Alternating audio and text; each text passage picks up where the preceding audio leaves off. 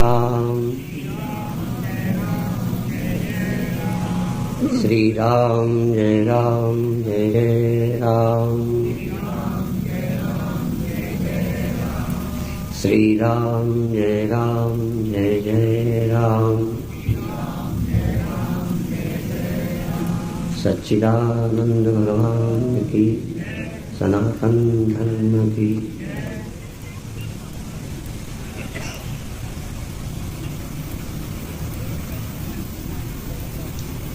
भगवान ने हमको जानने का अवसर दिया है और जानने के लिए उदाहरण भी अपने आप उन्होंने दे रखे हैं। जगत को झूठा समझने के लिए परमात्मा ने हमको स्वप्न दिखाया है, हमारी मर्जी से नहीं, परमात्मा के दिव्य विधान से स्वप्न होते हैं, जिससे ये हम समझ सकें कि झूठी चीजें भी हम देख सकते हैं। कोई तुम जान के नहीं झूठ को सच करते, ये तुम्हारा पुरुषार्थ नहीं है। आप स्वप्नों को उस समय सच देखते हैं 100%, 1% भी झूठा नहीं देखते, और जागने पर आपको ही समझ आता है कि 100% झूठे, जो हुआ कुछ भी नहीं था। ये हमको भगवान ने नमूना दे दिया कि देखो, तुम अपनी अकल का नाज करते हो, गर्व करते हो, यही तो अकल थी, यही तो तुम थे, इतना झूठ को सच मानते रहे। और दूसरा,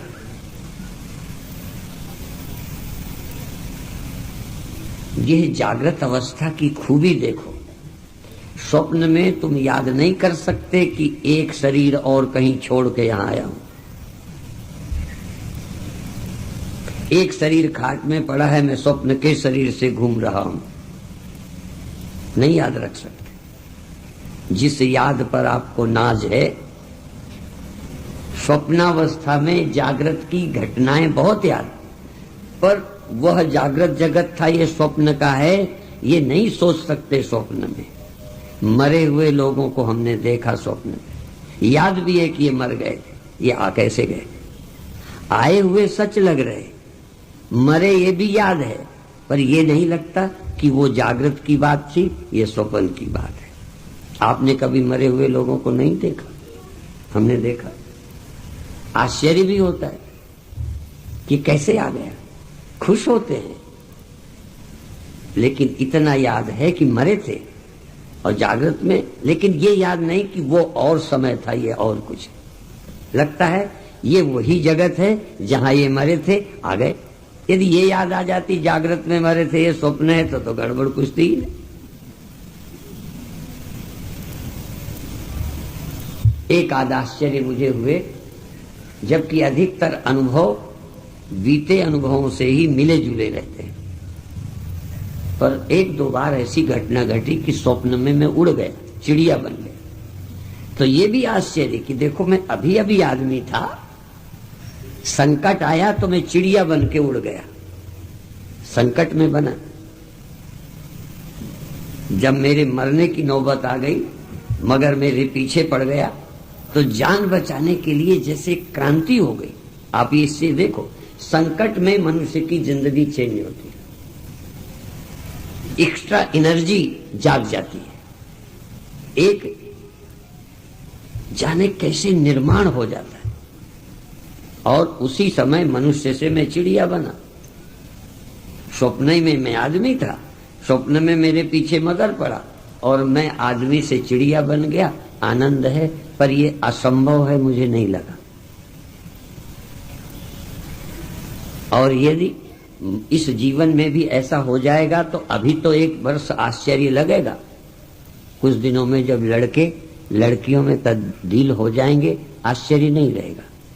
अभी तो एक लड़का लड़की बन जावे तो देखने जाओगे कि लड़के से लड़की कैसे बन गया।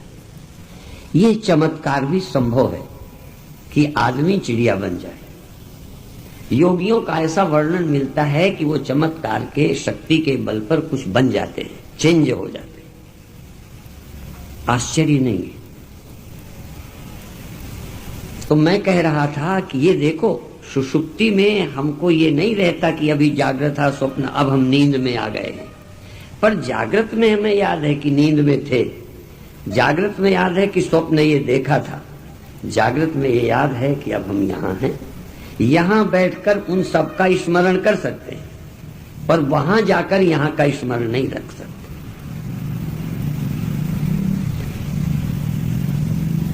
तुम परमात्मा में जब समाधि में जाओगे तो सब याद आएगा कि पहले हम मरने वाला जानते थे, पहले हम ऐसा सोचा करते थे, पर ये सब झूठा हो गया।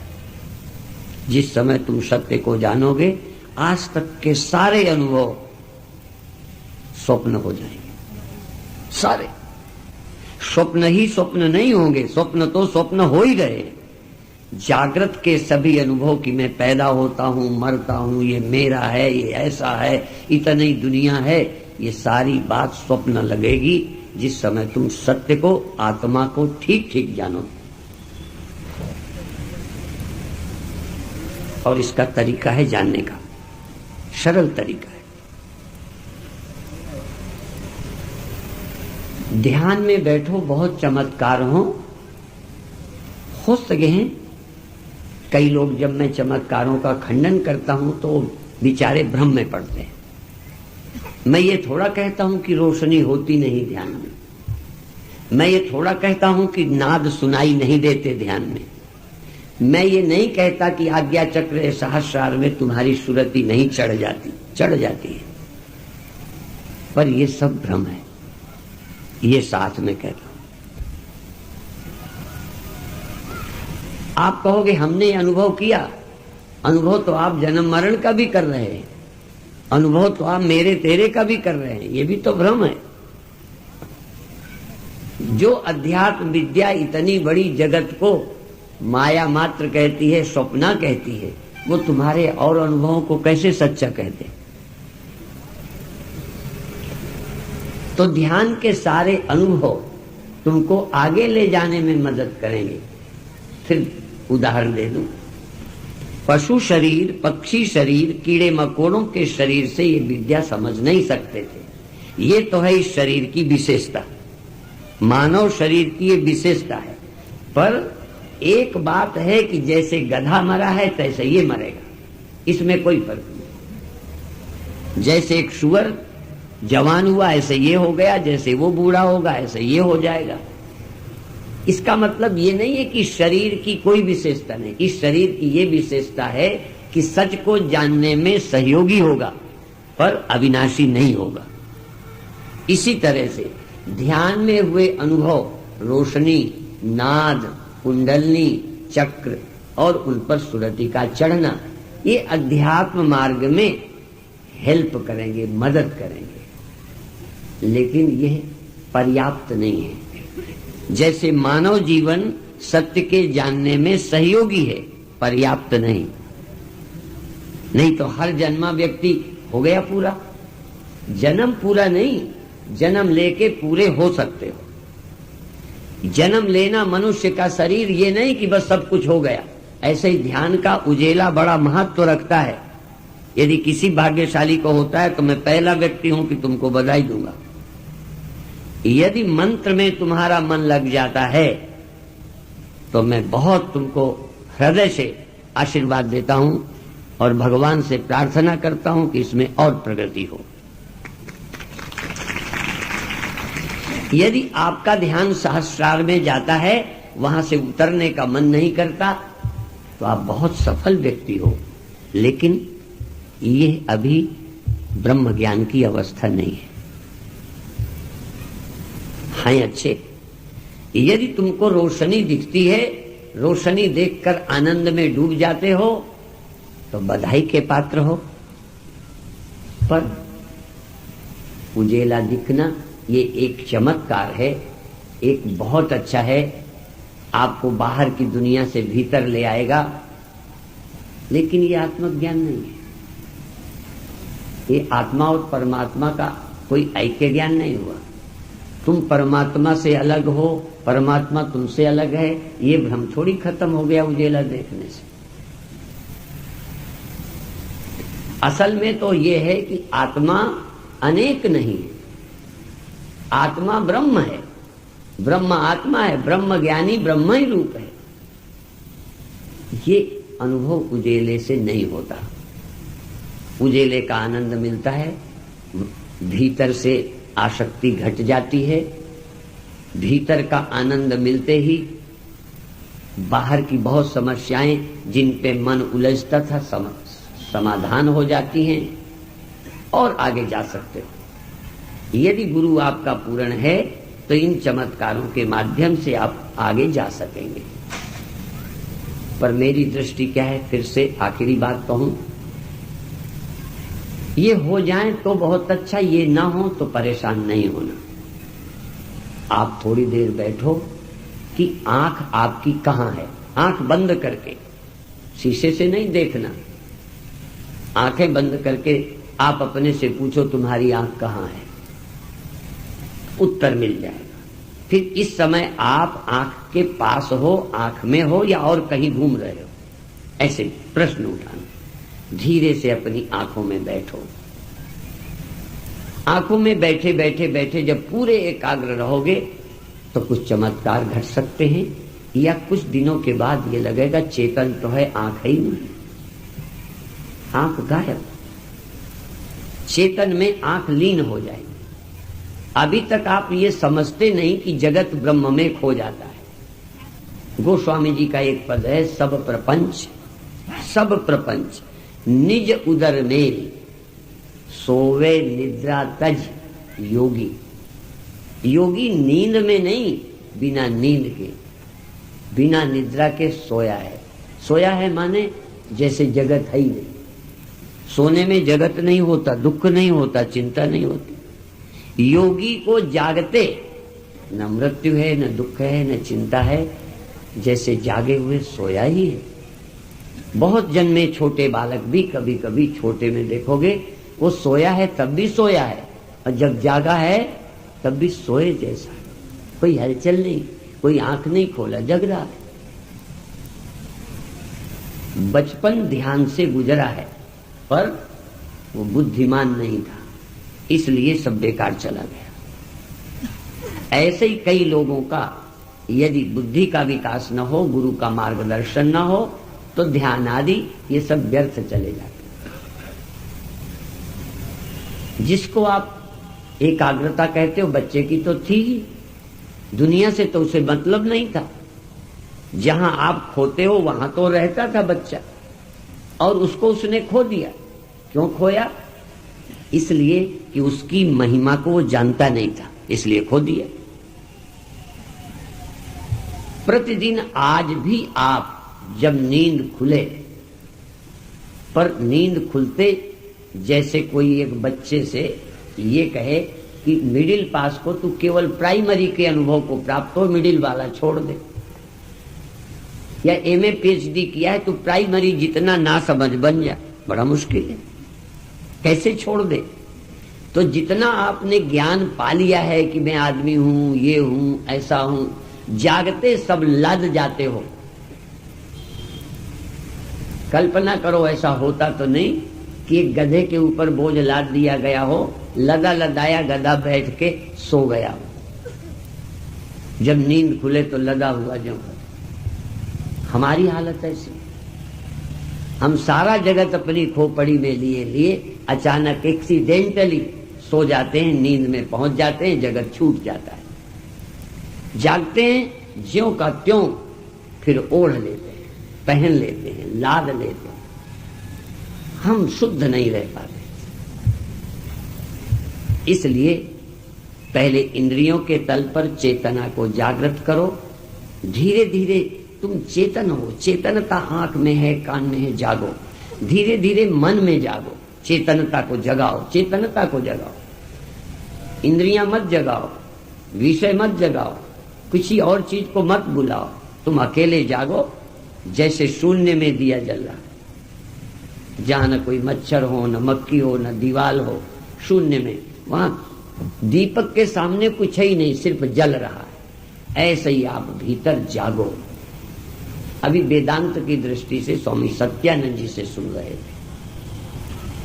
ये ध्यान की प्रक्रिया है जहां मैं ले चलने का क्रम जानता हूं। मैं जानता हूं केवल वेदांत का ध्यान बहुत कठिन और बहुत सरल है।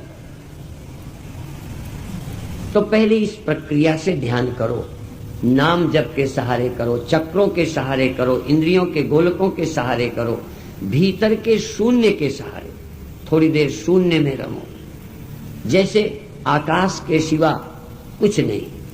ऐसा आकाश जहां न चंद्रमा हो, न तारे हो, न सूर्य हो, न जमीन हो, न पेड़ पहाड़, खाली खाली। नहीं गए हो तो ख्याल करो आकाश में जहां चंद्रमा भी नहीं, चंद्रमा भी तो यहां है नजदीक, सूर्य भी नजदीक, तारे भी, ऐसा भी ऊंचाई है जहां चंद्रमा सूर्य हवा भी नहीं है।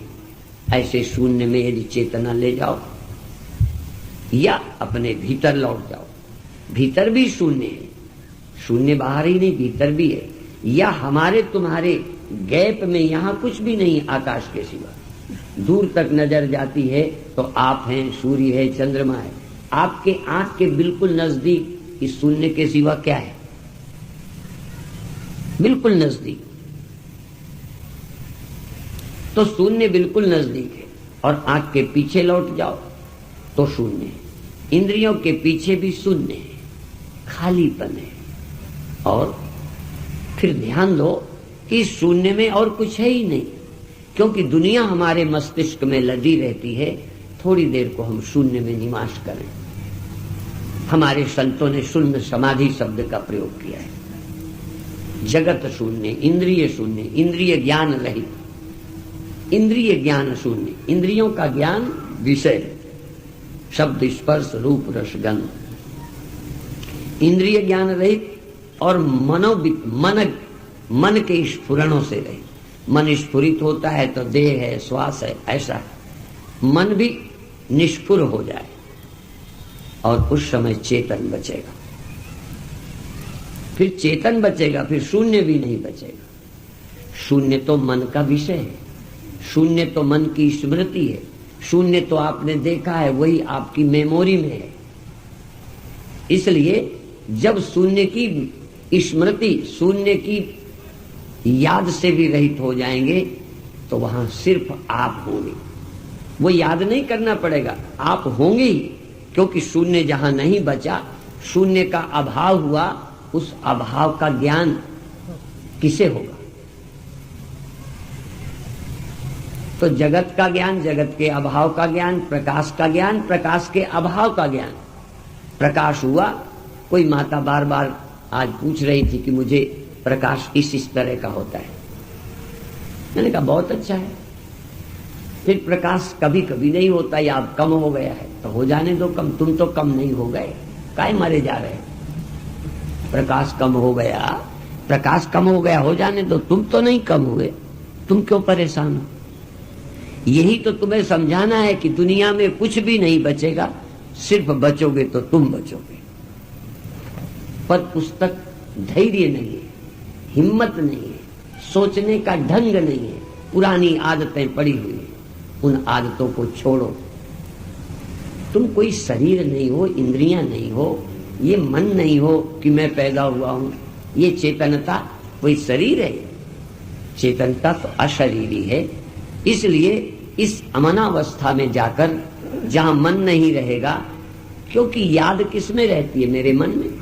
गहरी नींद में कहीं आकाश का पता था, गहरी नींद में कहीं प्रकाश का पता था। जहां मन नहीं है वहां प्रकाश कैसा, जहां मन नहीं है वहां अंधकार कैसा, जहां मन नहीं है पदार्थ कैसे? असल में अभी मन का लय करना ही हमें नहीं पता। मन लीन हो जाए तो आकाश गया, और यदि बचेगा तो वह चिदाकाश है, अर्थात चैतन्य बचा, मन भी नहीं। पर भीतर भी जब जाएंगे ना तो आंख का संस्कार वहां भी चला जाता है। जैसे दुनिया का संस्कार स्वप्न में भी गया, ऐसे ही आकाश, ऐसे ही धरती, ऐसे ही पटियाला। स्वप्न में पटियाला दिखा आपको कि नहीं? तो वहां मन में पटियाला था, संस्कार में था। तो ये आकाश भी आपके ध्यान में चला जाता है कि हाँ आकाश ही आकाश था, लेकिन वो स्मृति का आकाश है, वो आपका चित्ताकाश है, वो आपकी कॉन्शियसनेस में बसा हुआ है। यदि तुम उस स्मृति से भी मुक्त हो जाओ तो तुम्हारे सिवा वहां कुछ भी नहीं है। इसलिए भगवान श्री कृष्ण बोलते हैं मत्तः स्मृति ज्ञान मोहनंच, मुझसे ही स्मृतियां होती हैं। देखो आपको जो भी हुई, जो नहीं हुई उनको छोड़ो। कोई याद आई तो किसको आई? आपको। आपको याद आई स्मृति, आपने प्रत्यक्ष सुना, देखा, छुआ, खाया, इसका ज्ञान किसे हुआ? तुम्हें। स्वाद का, गर्मी का, सर्दी का, आवाज का, प्रकाश का, ये पटियाला का ज्ञान किसे? प्रत्यक्ष ज्ञान जो हुआ वो मुझे। स्मृति ज्ञान बीती हुई बातों का, या वहां देखी यहां याद आई, या इस सम्मेलन की कल आपको जरूर आएगी, ये मैं गारंटी नहीं करता, पर कभी नहीं आएगी। यदि याद आएगी तो किसे आएगी? जिसने सुना ही देखा नहीं उसे सम्मेलन की याद आएगी। तो तुम्ही को प्रत्यक्ष ज्ञान, और तुम्ही को स्मृति ज्ञान, और तुम्ही को कभी कभी कोई बात यहाँ की सुनी हुई याद नहीं आएगी। याद करने पर भी वो बात भूल गए। कितने महात्मा आए थे, किसी किसी की याद नहीं आएगी। तो याद ना आना, याद आना और ज्ञान होना, इन सब का लोप भगवान कहते मुझसे होता है। तुम कहते हो भगवान को विस्मृति कभी नहीं होती, भगवान कहते विस्मृति भी मुझे होती, स्मृति भी मुझे होती है, ज्ञान भी मुझे होता है, और कहते हैं ज्ञान का लोप भी, अज्ञान भी मुझे होता है। तो जैसे जगत का ज्ञान न रहना तुम्हें होता है कि नहीं? अज्ञान हो जाता है कि नहीं जगत का? तो जगत का ज्ञान तुम्हें बना रहता है कि चला जाता है? तो देखो अज्ञान तुम्हें भी होता है, स्मृति तुम्हें भी होती है, ज्ञान तुम्हें भी होता है। तो जिसको ये सब होते हैं, जिसको ये शरीर को नहीं होते, गड़बड़ तो यही है बस, जिसको ये सब होते हैं वही परमात्मा है। देह परमात्मा नहीं है, देह में याद नहीं आती, देह के रहते आती है, ये तो मैं कहता हूं। नींद देह को नहीं आती, जिसको निद्रा आती है, जिसको ज्ञान नहीं रहता जगत का, जिसको फिर ज्ञान होने लगता है जगत का, जिसको फिर याद आ जाती है, फिर भी स्मृति हो जाती है, जिसके रहते ये सब होता है। नहीं मानो हम करते हैं, पर होता तो तुम्हारे रहते हैं। जिसके रहते सब होता है, जो किसी समय जिसका अभाव नहीं होता। स्वप्न के समय तुम्हारा अभाव हो जाता है, इस देह का अभाव हो जाता है, इस पटियाला का अभाव हो जाता है, लेकिन तुम्हारा अभाव स्वप्न में नहीं होता, और जागृत में भी तुम्हारा अभाव नहीं होता। गहरी नींद में भी ये समझ वाली बुद्धि का लय हो जाता है, पर तुम वहां भी होते हो। यही थोड़ा ध्यान दो कि तुम नींद में भी होते हो। भले तुम तर्क से सिद्ध न कर सको, किसी को जवाब न दे सको, पर एक प्रश्न तो हो ही सकता है या जवाब कि नींद में तुम न होते, यदि ये माइक या ये घड़ी चलो यहां है तो थोड़ी देर बाद आ गई, ले आए। यदि होती नहीं, बिल्कुल ही समाप्त हो जाए, तो सुबह कहां से ले आओ? इसको गला देते हैं, तोड़ देते हैं, फिर सवेरे। तो ये मन जहां सो गया था, जहां मुझे मैं का ख्याल नहीं था, देखो ब्रह्म को जानने की सर, जहां मुझे मैं हूं यह भी ख्याल न था, तहां भी मैं था। बस इसलिए जब ये मैं का ख्याल आया, जब इसके बिना भी मैं था, और बाद में जब ये मैं का ख्याल न रहेगा तब मैं मर जाऊंगा। ये मैं माया से पैदा हुआ ख्याल है, मैं माया से पैदा नहीं हुआ। जो माया से पैदा हुआ वो देह, जो माया से पैदा हुई इंद्रियां, जो माया से पैदा हुआ वो मन, और जगना और सोना ये माया से हैं, गुणों के हैं। मैं हुआ नहीं हूं, मैं हूं, होता नहीं। मुझे कोई पैदा करने वाला नहीं, मुझे कोई समाप्त करने वाला नहीं। जिसको कोई पैदा करता है उसी को मार सकता है। माया ने, ईश्वर ने जिसे पैदा किया है उन्हीं को वो मारता है। जरा ध्यान रखना, जिसको पैदा ही नहीं किया उसे कौन मारेगा? तो तुम पैदा हुए को मैं समझते हो, इसलिए मरते हो। तुम्हारा मैंपन जन्मे में है, अजन्मा का ख्याल नहीं है। इसलिए, और रह गई बात अभी जो सूचना हो रही थी, मैं कैसेट बेचने का शौकीन नहीं हूं, पर एक बात कहता हूं, या तो तुम में चिंतन की बहुत बड़ी सामर्थ्य हो, नहीं तो 1 साल नियमित कैसेट सुनो, टीवी को लगाओ आग, और चीजें भूल।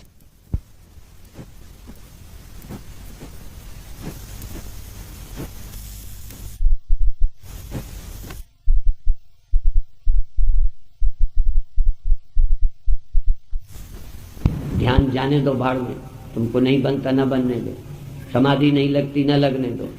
आंख बंद करके एकाग्र चित्त से सुनो, तुम्हारी समाधि अपने आप हो जाएगी, ब्रह्म ज्ञान अपने आप हो जाएगा, भ्रांति अपने आप निकल जाएगी। और दूसरा दुर्भाग्य भारत का बताऊं, इससे पता चलता है तुम जिज्ञासु नहीं हो, जानना नहीं चाहते। ये सेठ साहूकार एक कमरा हरिद्वार में बनवा देंगे, स्कूल को भी 1 लाख 2 लाख दे देंगे, और भंडारे कराएंगे, घर पर चरण डलवा लेंगे, लेकिन घर में प्रवचन सुनने की व्यवस्था नहीं करेंगे। इसका मतलब क्या हुआ? बेवकूफ कह दूं तो कोई गलत होगा? तुमको जिज्ञासु कहूं, तुमको सत्संगी कहूं, तुम बिल्कुल अंधविश्वासी हो कि गुरुजी के चरण डल जाएं, ये सब हो जावे और इतना दान दे दें तो स्वर्ग में एक कमरा बुक हो जावे, ये सारी व्यवस्था है। तुम ज्ञान व्यान चाहते नहीं हो। ज्ञान चाहते हो तो मैं दावे से कहता हूं, हम तुमसे ज्यादा अकल वाले नहीं, ज्यादा हम कोई तपस्वी नहीं, ज्यादा हम कोई त्यागी नहीं। और यदि पानी में खड़े रहे हैं तो भोंदू पने में खड़े रहे हैं, कोई बहुत समझदारी की बात नहीं थी। ऐसे ही सनक रही, भूखे रह लिया, सनक रह ली, आसन करते थे, बहुत शीर्षासन कर लिया, कंपटीशन हो जाता था, रोज मैच में लोग करते रहते हैं। कोई हम बहुत अच्छे नहीं रहे, ध्यान रखो ना, कोई बहुत कोई बात है। जैसे तुम्हारे सारे लक्षण है वैसे ही रहे, बस एक ही बात में तुमसे भिन्न रहे, तुम कहाँ लगे हो और हम कहाँ लगे, बस इतना फर्क है। हम गुरु के पास मान पाने को नहीं रहे, कहीं जगह मिल गई पैरों के नीचे बिछा, बिना बिछा वहां सो गए। तुम हरिद्वार जाओगे, कमरा ही ना मिले तो दोबारा कान पकड़ के आओगे, अब हम जाएंगे ही नहीं। फर्क ये है, तुम मान और सुविधा के भूखे हो, और हम तो गुरुदेव के सामने क्या 3 क्लास आपने सुने ना, फर्स्ट क्लास, सेकंड क्लास, एक तो खत्म हो गया, अब हो गया था 3rd क्लास। और हम तो 3rd क्लास के अलावा कभी कभी हम वो डंडा पकड़ के पावदान में खड़े होके चमगादड़ क्लास में भी हम चले। चमगादड़ क्लास उसे बोलते हैं, समझ में आया? और एक समय किसी तरह टिकट लेके चलते रहे, डिब्बे में लटक गए, चढ़ गए, फिर धीरे धीरे 3rd क्लास का रिजर्वेशन करने लगे, धीरे धीरे 2nd क्लास तक पहुंचे। अब जब नहीं मिलती एक आध बार तो फिर 1st की भी लेनी पड़ती है। हाँ, पर अभी दिल नहीं है, झुकाव नहीं है, दिखाने का मन नहीं है, आप दिखाने में मर रहे हो। मैं दावे से कहता हूं, तुम्हारा सुबह से शाम तक प्रदर्शन की जिंदगी है, कपड़ा भी दिखाने के लिए, बाल भी दिखाने के लिए, मकान भी दिखाने के लिए, और सब कुछ दिखाने के लिए। कभी आप ये भी सोचते हो क्या दिखाना है? मैं जब यहाँ आ रहा था तो हमारी गाड़ी अभी अभी एक गई है जिसमें बोझा ढोने लायक रहती है, उसी में हम रहते। पीतम्बर कहती अच्छा नहीं लगता, इसमें मत जाओ। मैंने कहा साधु की शोभा इसी में है। मैं अपने लिए नहीं कहना चाहता, मैं आपको कहना चाहता हूं कि तुम्हारी शोभा चमक दमक अमेरिकन बनने में नहीं है, तुम्हारी शोभा सादा जीवन में है। सादे कपड़े पहनो, बहुत बेईमानी नहीं करो। क्या करोगे? देश को उन्नत बनाओ और अपने को आत्मज्ञ बनाओ, ये जरूरी है। क्या करोगे? किसको दिखाते हो? उन बेवकूफों से सर्टिफिकेट चाहते हो जो बेवकूफ हैं, उनसे अच्छा कहलाना चाहते हो जिनकी समझ का दिवाला निकला है। एक संत की निगाह में तुम महान हो तो तुमसे फिर महान और कोई नहीं है। ये चमड़े के पारखियों से तुम अपनी परख कराते हो कि मैं बड़ी सुंदर हूं, पाउडर लगा के। चमड़े के खरीदार रोडों पर खड़े हैं, तुम उनको बेचना चाहते हो अपनी चमड़ी? बाजारू माल है तुम्हारा। इसलिए हम कहना चाहते हैं कि आप प्रदर्शन से मुक्त हो, दिखावे के लिए मकान न हो, सुविधा के लिए हो, जिसमें चैन से सो सको, वर्षा से बच सको, सुंदर हवा आ सके। ऐसी सुविधा का मकान हो, सुविधा के वस्त्र हो, सुविधा का शरीर हो कि बैठे बैठे रीढ़ दुख रही है, ऐसा शरीर नहीं। शरीर में कहीं दर्द ना हो, स्वस्थ शरीर हो, मोटा चाहे ना हो, चमड़ी गोरी चाहे ना हो। कई चमड़ी देख के तो लगता है देवलोक से आए हैं, पर जब नाड़ी देखो, अंदर टटोलो तो दुनिया भर का कबाड़ा उसी के गरीब में बैठा हुआ। सब रोग भंडार हैं। तो देखने में काले हो, पतले हो, मोटे हो, स्वस्थ हो, मन से प्रसन्न हो, और धन का ढाल ढेर लगा है, टेंशन है, चिंता है, कम से कम सुख की नींद तो सो सको। जिसको सुख की नींद नहीं आती, ऐसे धन को आग लगानी। इसलिए कब तक हम कहेंगे आत्मज्ञान के पहले थोड़ा वैराग्य भी होना चाहिए। बिन वैराग्य ज्ञान नहीं सर से। हमारे जीवन में आसक्ति न हो, क्या लेके जाओगे? और क्या है तुम्हारा? ये सन्यास का मतलब घर को छोड़ा, लात मार के चले आए। तुम्हारा घर ही है जिसको अमीर होना चाहिए, बाकी चाहे मर जाए। तुम्हारा ही लड़का स्पेशल है जिसको स्वर्ग मिलना चाहिए, बाकी नरक में पड़े रहे। ऐसे भी लोग भारत में हुए कि मैं अकेला स्वर्ग नहीं जाना चाहता, मेरी माँ यहीं पड़ी है, मैं स्वर्ग चला जाऊं। इसलिए संत ये चाहते हैं कि जिस आनंद, जिस शांति को मैंने पाया, तुम भी भीतर आओ।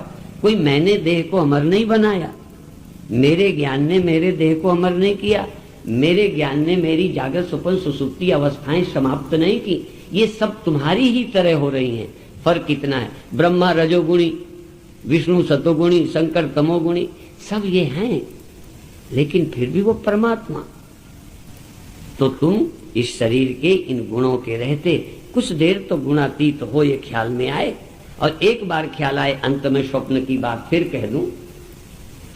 स्वप्न से जब जगते हो तो जागे ही रहते हो, फिर तो नहीं सोते, फिर स्वप्न सच्चा तो नहीं लगता। दोबारा जब सोते हो फिर स्वप्न सच्चा नहीं लगता।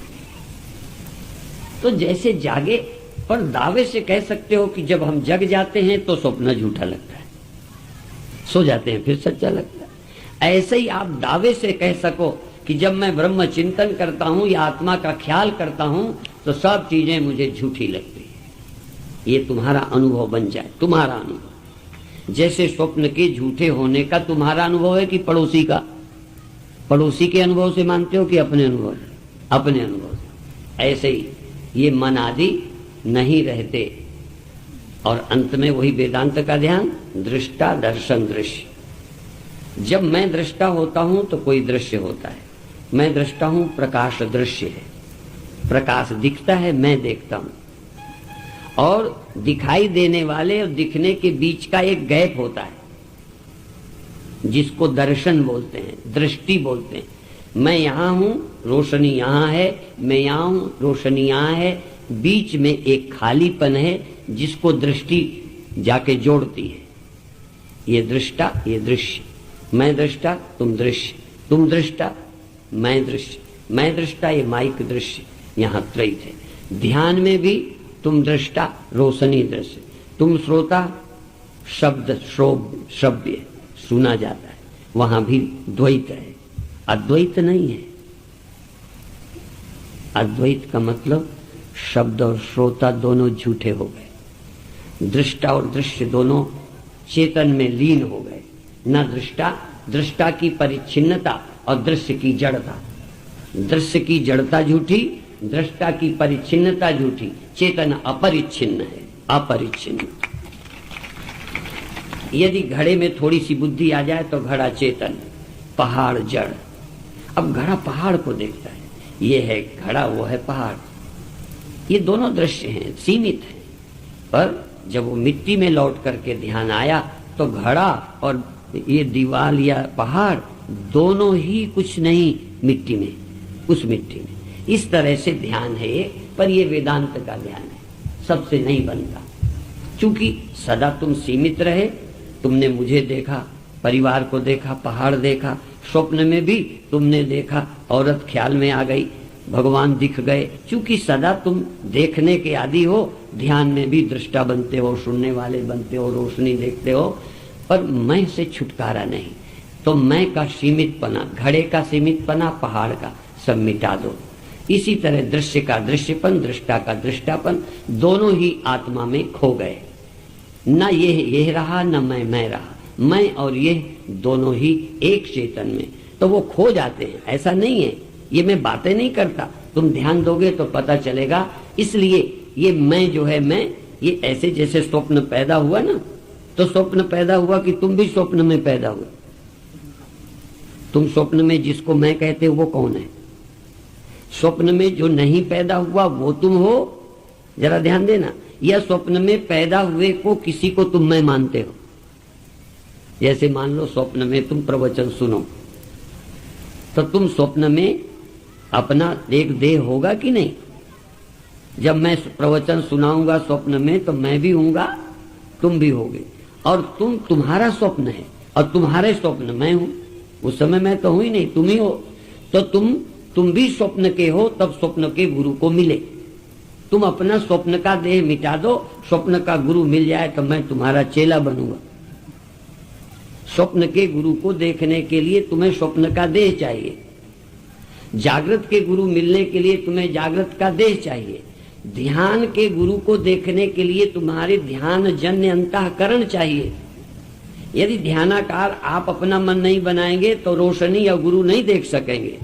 इसलिए ध्यान का भी द्वैत है, ध्यान में भी द्वैत रहता है। तुमको गुरु मिलते हैं, भगवान मिलते हैं, रोशनी मिलती है, यहां तक आपको अच्छा तो है, पर अद्वैत नहीं है। अद्वैत का मतलब गुरु और शिष्य दोनों न रहे। गुरुर्नैव शिष्य चिदानंद रूपा शिवोहम शिव। न मैं देखने वाला, न गुरु दिखने वाले, न मैं पाने वाला, न गुरु, न भगवान पाने लायक, कोई नहीं है वहां।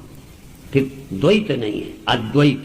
अद्वैत मत का भी प्रचार लोग करते हैं, अद्वैत मत पर हम लेक्चर देते हैं, पर अद्वैत का अनुभव हो जाए, वाह, हो सकता है।